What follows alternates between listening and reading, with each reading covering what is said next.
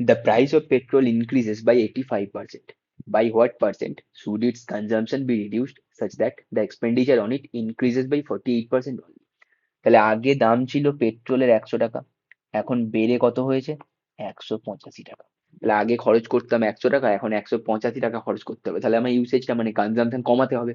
ওকে, এবার বলেছে খরচ আগে 100 করতাম, এখন খরচটা একটু বাড়াবো। কত খরচ এখন করব আমি? 148 টাকা। তাহলে 185 টাকা করার কথা খরচ, করছি 148। তাহলে খরচ আমি কতটা কমালাম? দুটো মাইনাস করলে পেয়ে যাব। করে দিচ্ছি, 73। 37 টাকা আমি খরচ কমালাম। কত থেকে কমালাম? 185 থেকে আমি 37 কমিয়ে 148 টাকা এখন খরচ করছি। তাহলে আমি কত পার্সেন্ট কমালাম?